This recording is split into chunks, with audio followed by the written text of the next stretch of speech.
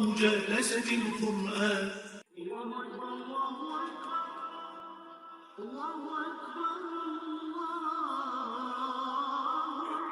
طاعة نتقرب كي يرضى عنا الرب، وليحيا هذا القلب ويذوق الاطمئنان.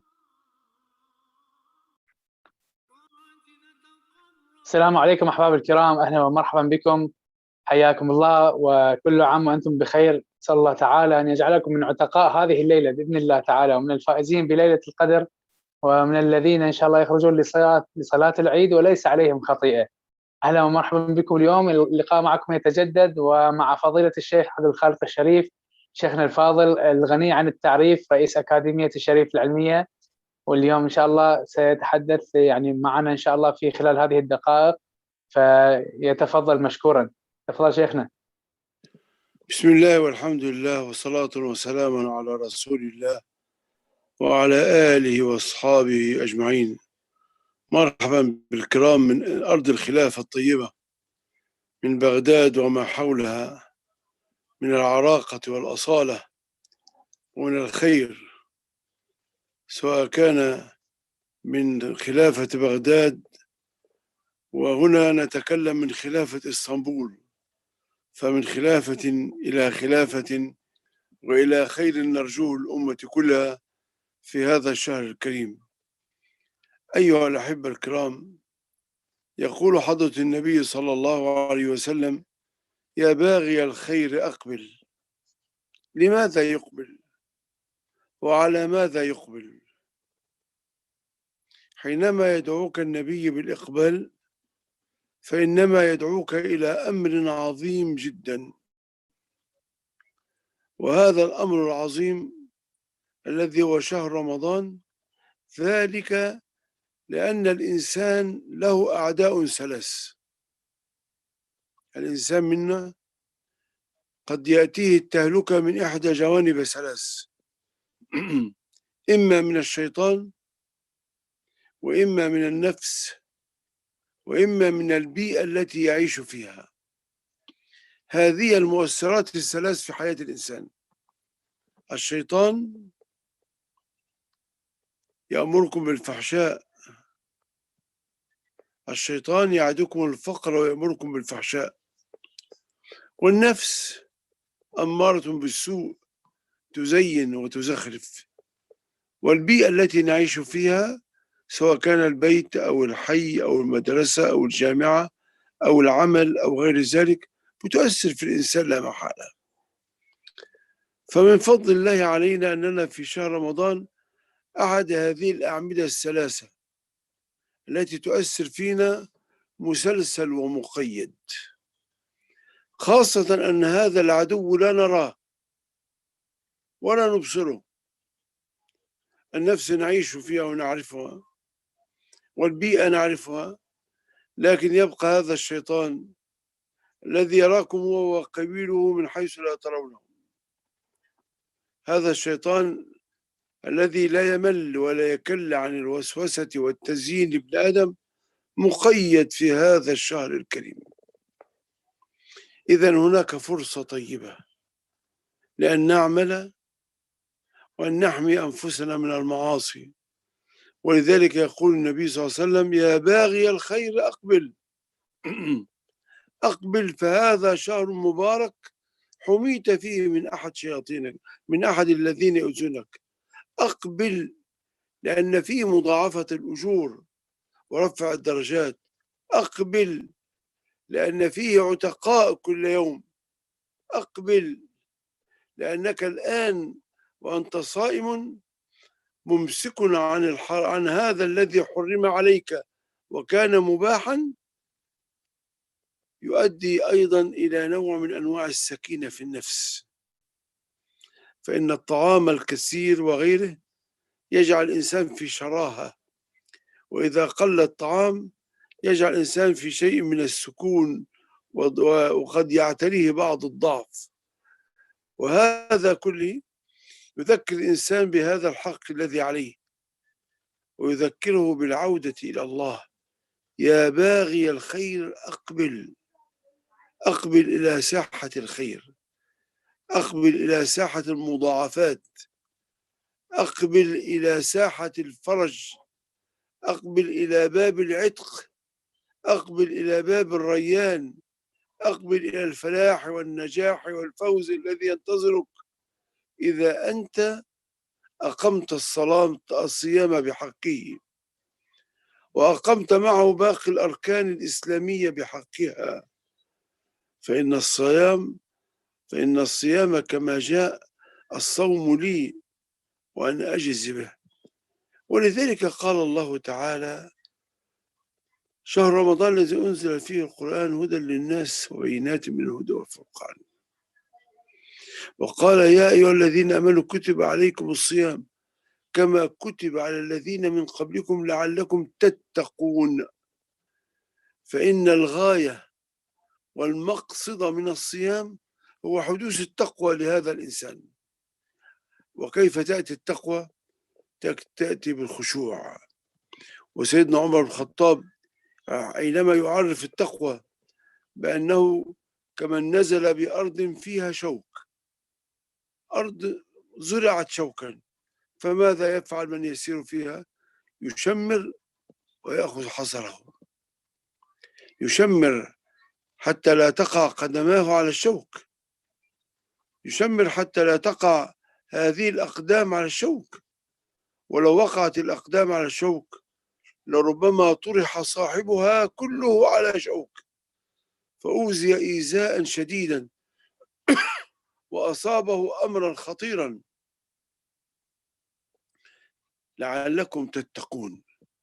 فنحن مدعوون الآن إلى التقوى. أقبل حيث تجد التقوى، أقبل حيث تجد الفلاح، أقبل حيث تجد الفوز، أقبل حيث تجد الرحمة. أقبل واستغل هذا الوقت صياما وقياما وذكرا وتسبيحا. وأهم ما نرجوه في هذا الشهر الكريم أن نخرج وقد صلحت قلوبنا وقد طهرت قلوبنا. فإن طهارة القلب وصلاح القلب من أهم المقاصد التي ينبغي على المسلم أن يحرص عليها. ألا إن في الجسد مضغة إذا صلحت صلح الجسد كله. وكان سيدنا سلمان الفارسي يقول: لكل إنسان منا براني وجواني، فإذا أصلح العبد جوانيه أصلح الله برانيه. أي إذا أصلح العبد منا سريرته وقلبه وما خفي منه أصلح الله جوارحه وأصلح حاله وأرشده إلى الخير وإلى الفلاح. ولذلك قال الله تعالى: ولا تطع من أغفلنا قلبه عن ذكرنا. مجرد الغفلة، من غفل عن ذكر الله لا يطاع، من غفل عن ذكر الله لا يرجى فيه الخير، من غفل عن ذكر الله لا يطمئن إليه، قد يكون مخادع كذاب أفاق إلى غير ذلك من هذه الأوصاف. ولا تطع من أغفلنا قلبه عن ذكرنا. وماذا يحدث بعد الغفلة؟ واتبع هواه. الغفلة تؤدي إلى اتباع الهوى، واتباع الهوى يؤدي إلى قوله تعالى: وكان أمره فرطا. أي يفرط في هذا الدين ولا يهتم به ولا يرعاه ولا يقيم أمره ولا يعتز به حق الاعتزاز. ولهذا فهذا الذي نحن فيه فرصة كبيرة جدا. يا باغي الخير أقبل حتى نعتاد عليه، أقبل حتى نركن إليه، أقبل حتى نسكن به ومعه، أقبل حتى يصير أمرا ندوم عليه ونستمر عليه. ثم يحذرنا قائلا: ويا باغي الشر أدبر. يا باغي الشر، لماذا في هذا الشهر على وجه الخصوص؟ لماذا تبتغي الشر وكل ما حولك يدعوك إلى الخير؟ آذان يرفع وصيام يقوم به الناس، لماذا أنت تبتغي الشر في هذا؟ لماذا تأكل حيث الناس صوم؟ لماذا أنت صائم وتغتاب؟ لماذا أنت صائم وتسب وتلعن؟ لماذا أنت صائم وتفعل المنكرات؟ لماذا أنت صائم وتمشي بين الناس بالنميمة؟ لماذا أنت صائم وتمشي بشهادة الزور؟ لماذا أنت صائم وتغفل عن الصلاة بل وتتركها كلية؟ لماذا يا باغي الشر هذا؟ لماذا يا باغي الشر؟ لماذا؟ أما آن لك أن تنتبه في شهر الرحمات؟ أما آن لك أن تفيق في شهر الخيرات؟ أما آن لك أن توقظك هذه الفلاحات والزينات والجمال الذي حولك؟ هل قلبك أصبح مغلقا؟ هل ختم الله على قلبك؟ هل قلبك أصبح مريضا إلى هذه الدرجة؟ لا تيقظك أشياء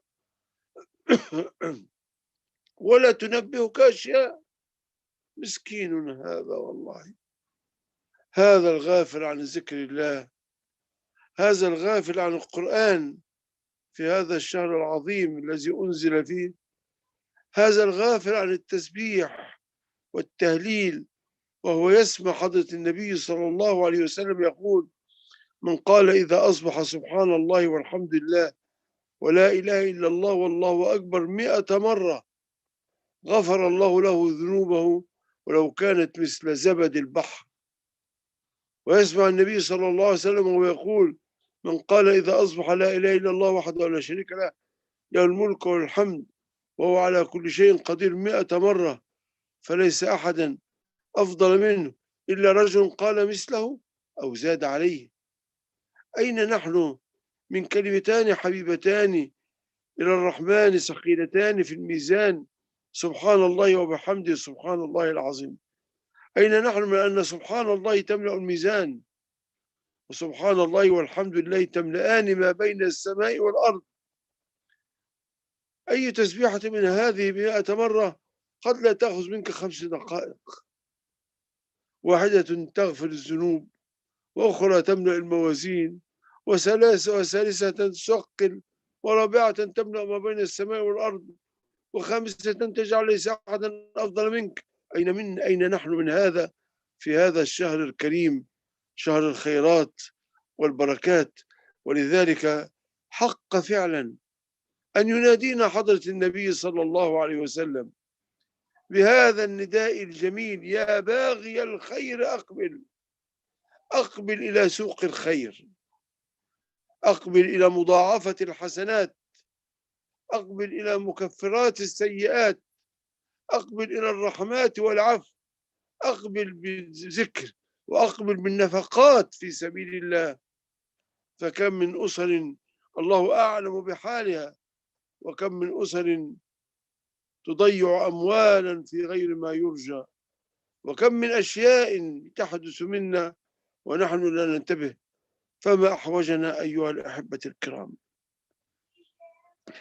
إلى أن نحيي القلوب حتى تستيقظ الجوارح وحتى ينتبه العقل في كل حركة وسكنة. بل إن كان بعض السادة الصوفية يقولون: إن لله عليك في كل نفس حقا أن تعبده. في كل نفس عليك أن تعبد الله في هذا النفس ولا تغفل. ونذكر جميعا أن حضرة النبي صلى الله عليه وسلم فسر الإحسان بأن تعبد الله كأنك تراه، وهذا ما يعرف بدرجة المشاهدة، فإن لم تكن تراه فإنه يراك، وهذا يعرف بدرجة المراقبة، فأنت بين مراقب أو مشاهد، ولو أنك شاهدت ربك بقلبك حق المشاهدة ما تجرأت على معصيته، ولو أنك علمت أنه يراقبك ومطلع عليك أيضا ما تجرأت على معصيته. فهنيئا لمن سمع النداء: يا باغي الخير أقبل ويا باغي الشر أدبر. أسأل الله لي ولكم العفو والعافية والمعافاة الدائمة في الدين والدنيا والآخرة، وأن يجعلنا من عتقائه في هذا الشهر الكريم. وشكر الله لمن دعانا إلى هذا اللقاء الطيب مع هذه الوجوه النضرة الطيبة، وأسأل الله لنا ولكم قبول الصيام والقيام والعتق من النيران. والسلام عليكم ورحمة الله وبركاته. جزاكم الله خير شيخنا الفاضل رئيس أكاديمية الشريف العلمية، بارك الله بك. أسأل الله تعالى أن يثيبك أجرا مضاعفا على هذه الكلمات الطيبة. فعلا يا أحبابي، إحنا الآن صار لنا 3 أيام يعني نسمع هذا النداء ونسمع بأن يعني نصوم رمضان. يا ترى بعد 3 أيام هل شعرنا أننا فعلا تقربنا إلى الله سبحانه وتعالى؟ فكما تعرفون أن الغاية من العبادات ليست العبادات، بل الغاية هو تحقيق القرب من الله سبحانه وتعالى وتحقيق المحبة في القلب. فهل اشتقنا إلى الله سبحانه وتعالى وهل اشتقنا إلى رؤيته؟ فكما يقولون نظرة حب تفتح درب. كلنا شوق إلى أن ينادي الله سبحانه وتعالى على جبريل ويقول له: يا جبريل إني أحب فلانا فأحبه. فيا ترى هل بلغنا هذه المنزلة أم لحد الآن والله واقفين على الباب؟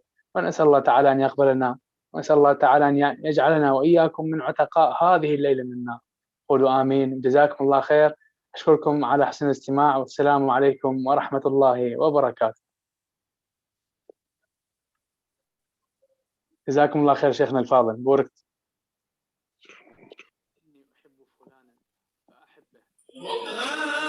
ظمآن لوصالك يا رمضان، للتوبة والغفران ومجالسة القرآن. ظمآن لوصالك يا رمضان، للتوبة والغفران